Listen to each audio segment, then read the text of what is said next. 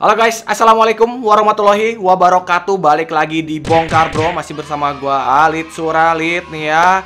Sorry nih kalau misalnya muka gua agak berantakan, maksudnya agak hitam atau hidungnya agak merah. Ini soalnya kemarin gua kebakar sinar matahari secara lama ya, karena gua turun lapangan. Jadi ya begini inilah. Mohon maaf kalau misalnya terganggu dan penampilannya kurang cucok gitu ya. Sebelum mulai videonya, gue mau pengumuman dulu. Kalau di video kali ini kita mau giveaway lagi nih. Jadi kita akan membagikan 2 TWS One Audio F1 untuk 2 pemenang nih, yang dipersembahkan oleh Soundbeats. Cara ikutannya gimana? Gampang banget, teman-teman tinggal follow TikToknya Soundbeats dan TikToknya Bongkar Bro tentunya. Udah gitu komen di kolom komentar di bawah, Soundbeats, aku padamu. Nah, kalimatnya harus sama ya, kayak gitu ya. Soundbeats, aku padamu. Nanti akan kita sertakan juga di kolom deskripsi dan juga di komentar yang akan kita pin. Jadi teman-teman nggak boleh beda nih si kalimatnya, karena kita memilihnya akan pakai komen random picker.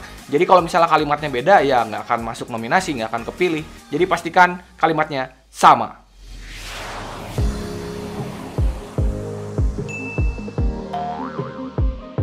Nah, sesuai di judul, hari ini gue kebagian buat nge-review TWS dari Feel yang lagi anget-angetnya nih. Ya, dia adalah Feel K. Ini dia barangnya. Tapi ini baru packagingnya aja. Ya, dia packagingnya kayak kaleng kongguan kayak gini. Beda dari TWS yang lain. Nah, sekarang kita ambil TWS-nya nih. Ini dia, si Feel K. Gimana? Lucu kan? Kenapa dia diberi nama Feel K? K, kunci. Karena dia filosofinya adalah kunci dari kehidupan musik kita. Filosofis banget nih si Phil sekarang ya. Dan buat yang nanya, bang harganya berapaan? Ini mah lumayan terjangkau ya. Lumayan terjangkau, cuman 600 ribuan aja. Bang, belinya di mana? Di Soundbeats aja. Nanti linknya juga akan kita sertakan di deskripsi ya. Ketika teman-teman beli nih, ini unboxing experience-nya memang agak beda. Boxnya itu bentuknya bulat kayak gini dan bahannya tuh besi, kayak kaleng gitu. Pokoknya lucu, bisa dibikin jadi celengan mungkin nanti kalau udah nggak kepake ya. Terus di dalamnya ada charging case-nya yang pasti, kemudian ada sepasang earbuds-nya. Dapat juga kabel USB Type-C kayak gini dan yang pasti dapat manual book-nya. Untuk build quality-nya sih ini udah bagus ya, meskipun dia materialnya masih didominasi dengan plastik, tapi ini kerasa beneran solid deh. Ya meskipun gua masih menemukan goyangan di penutup case-nya, tapi cuman pada saat tertutup kayak gini doang. Kalau dibuka sih udah nggak ada. Terus kalau kita goyang-goyang, masih ada suara tapi dikit banget, hampir nggak ada suaranya. Jadi aman. Terus di bagian penutup case-nya ini ada penahannya. Jadi ya dia akan terbuka sempurna dan dia nggak akan ketutup secara mudah. Jadi ya ada ngeganjel lah gitu. Terus juga dia tutupnya tuh kebukanya lebar ya. Jadi kalau misalnya mau ngeluarin sama masukin earbuds-nya tuh gampang banget. Dimensinya dia itu compact dan bobotnya udah ringan kalau menurut gua. Karena dia berat totalnya cuma 41,8 gram dan earbuds-nya itu cuma 3,7 gram aja. Lanjut ke bagian desainnya, yang gua tahu dia punya 2 warna. Ya, hitam kayak gini dan warna putih kayak gini. Dan si Feel kayak ini, setahu gua dia didesain langsung oleh tim design affair dari Jerman. Beuh, gila nggak tuh? Makanya dia desainnya tuh beda dari TWS-TWS yang beredar kebanyakan ya. Case-nya dia slim dengan bentuk persegi dan lengkungan di setiap sisinya. Ada logo Feel yang disematkan pada emblem metal di tengah penutup case-nya. Ini gue suka banget sumpah. Jadi kayak permainan komposisi dan perbedaan materialnya di sini benar-benar kerasa ya, dan lebih estetik aja kesannya. Terus ada lampu indikator di bagian depan case-nya serta slot Type-C di bagian belakangnya. Terus kalau kita buka case-nya ya dalamannya sih kira-kira kayak gini. Nggak ada yang aneh-aneh sih sebenarnya. Pindah ke bagian earbuds-nya, dia tipenya half ear dengan tangkai dan warnanya two-tone kayak gini. Ada logo Feel pada tangkainya, lalu di bagian atas itu ada lampu indikatornya. Serta tidak ketinggalan ada mic di bagian bawah tangkainya. Pindah ke sisi bagian dalam, ini ada pin konektor dan tentu aja speaker yang dibalut dengan grill. Tapi di sini grillnya beda. Dia lebih kerasa keren aja. Beda sama grill-grill kayak yang di TWS-TWS kebanyakan tuh beda. Grillnya dia tuh kesannya kayak nambah apa ya, lebih mahal aja kesannya, nggak kayak yang murahan. Untuk fittingnya memang sih ini kerasa kurang ngigit di telinga, tapi ya dia lumayan ngunci kok. Jadi meskipun kita goyang-goyang dan earbuds-nya bergeser sedikit di kanal telinga, hal ini nggak bikin si earbuds-nya copot dari telinga kita. Ini udah bisa banget dipakai untuk olahraga kalau menurut gua. Apalagi dia juga sudah dibekali IPX4 water resistant.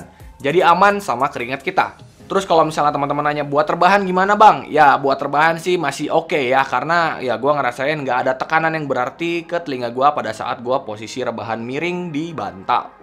Untuk baterainya, di case-nya itu ada 430 mAh yang diklaim punya playtime 9 jam. Dan per earbuds-nya itu punya playtime sekitar 5 jam. Tapi sesuai dengan pengetasan gue sih, gue nggak dapat 5 jam. Gue cuma dapat 4,5 jam dengan volume 50%. Ya well, meskipun nggak sesuai sama klaimnya, toh nggak terlalu beda jauh, jadi it's okay menurut gua. Sedangkan untuk charging time-nya sendiri, ini sekitar 50 menit untuk earbuds-nya, dan 1,5 jam untuk case-nya. Udah terbilang lumayan cepet. Untuk pairing-nya gampang banget, dia tinggal buka aja case-nya, nggak perlu ngeluarin earbuds dari case-nya, nggak perlu. Terus teman-teman tinggal nyalain aja Bluetooth di smartphone teman-teman atau device teman-teman, ya tinggal search aja. Yang kerennya, dia Bluetooth-nya udah 5.3. Ya, catat tuh, Bluetooth 5.3 dengan kodek SBC dan AAC. Koneksinya bener-bener stabil, jaraknya juga udah lumayan jauh. Kalau gue pakai di rumah tuh, gue bisa keliling-keliling rumah ya pakai si Philkey ini, dan dia udah aman banget. Cuman gue mau ngingetin aja buat temen-temen ya, untuk TWS-TWS yang sistem pairingnya dibuka case-nya macam begini, itu usahakan ketika sudah dibuka case-nya, itu pairing dulu ke handphonenya. Jangan dulu si earbuds-nya dikeluarin dari case-nya, jangan. Kalau misalnya kayak gitu, nanti suaranya malah keluarnya dari handphone, bukan dari earbuds-nya ya. Ingat tuh. Untuk masalah single use, dia udah aman, flawless banget. Nggak ada jeda di lagu, nggak ada jeda di voice from. Tabrak aja, mau ganti kanan atau kiri atau keduanya, ya pokoknya bablas terus. Dan buat teman-teman yang nanya, bang, dia udah bisa dipakai connect buat ke laptop nggak? Udah, gue udah tes, lancar. Untuk kontrolnya dia menggunakan touch sensor dan udah lengkap menurut gue. Ada play pause, kemudian ada next preview track, naik turunin volume, angkat tutup atau reject panggilan, kemudian voice assistant. Ya paling kekurangannya cuman si latency mode-nya aja yang teman-teman hanya bisa aktifkan melalui aplikasinya. Dan juga untuk kontrol volume sama next preview track-nya itu teman-teman harus aktifin dulu si full control mode di aplikasinya biar si tombolnya keluar semua. Kalau enggak ya nggak bisa. Untuk sensitivitas kontrolnya menurut gua udah lumayan oke ya, udah enak dipakai. Terus juga untuk areanya juga mudah dikenali. Cuman memang kalau misalnya kita touch gitu masih ada jeda. Jadi kayak misalnya kita touch itu nggak langsung kayak yang play atau misalnya yang nge-pause, nggak. Tapi ada jeda sedikit. Itu bedanya cuman segitu doang. Tapi nggak sampai yang mengganggu pada saat penggunaan ya. Oh iya, si Philkey ini juga sudah disupport dengan aplikasinya si Phil, yaitu Phil Plus. Dan update terbaru dari aplikasinya juga akan kita sertakan di deskripsi ya. Karena kan ya si Philkey ini produk baru. Terus juga dia masih Chinese version ya, dia masih Chinese version. Jadi aplikasi yang ada di deskripsi itu adalah yang English versionnya. Jadi teman-teman akan lebih mudah menggunakan daripada pakai bahasa Cina. Ya jadi teman-teman tinggal download aja aplikasinya melalui link deskripsi di bawah. Lanjut ke aplikasinya, di sini teman-teman bisa lihat baterai indikator, baik untuk earbuds-nya maupun untuk case-nya. Teman-teman juga di sini bisa ubah preset equalizer-nya. Cuma sayangnya di sini dia nggak ada custom equalizer. Terus teman-teman juga bisa atur volume di sini.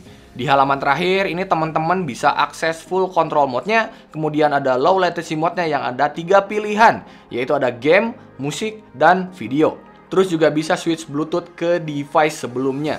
Jadi ini tuh kayak semi dual device connection gitu. Cuman kan bedanya kalau dual device connection itu bisa connect ke dua device dalam waktu yang bersamaan. Kalau ini tuh enggak. Jadi kayak lebih ke switch device aja, lebih ke gantian device. Dia bisa connect dari device A ke device B, kemudian sebaliknya dari device B ke device A selama si Bluetooth-nya masih nyala.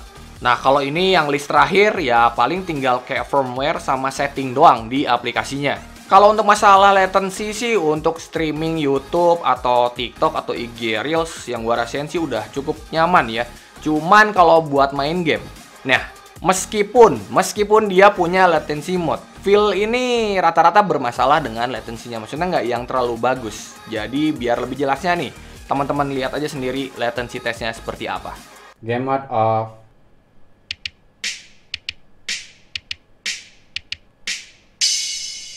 Game mode on.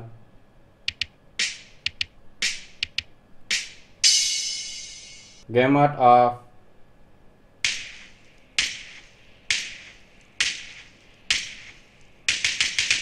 Game mode on.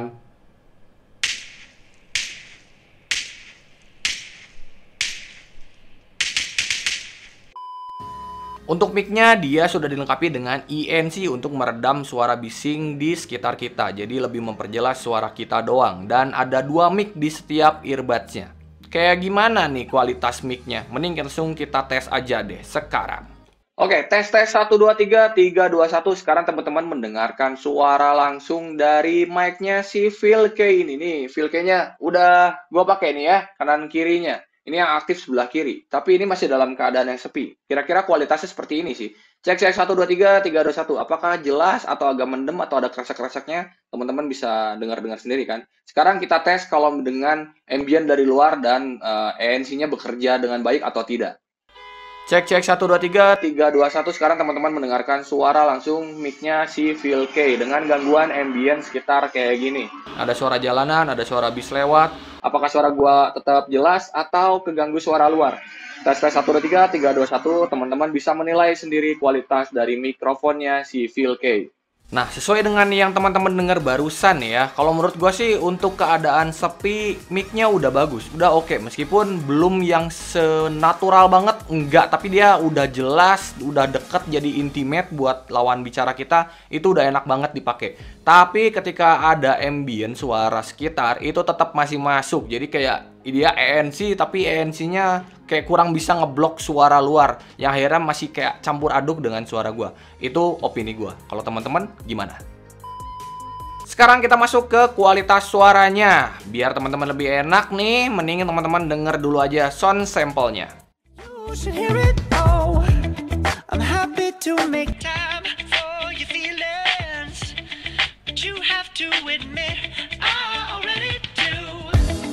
Let's just break it down to you and me uptown, dancing all around till the disco ball pops.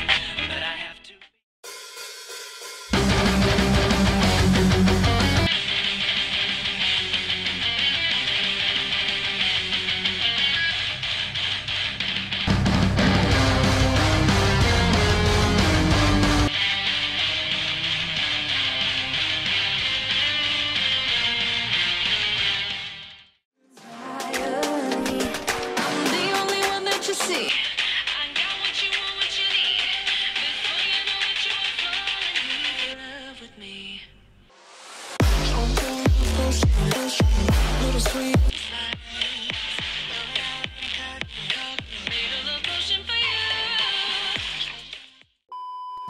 Dengan 13 mm tailor made titanium coated diaphragm.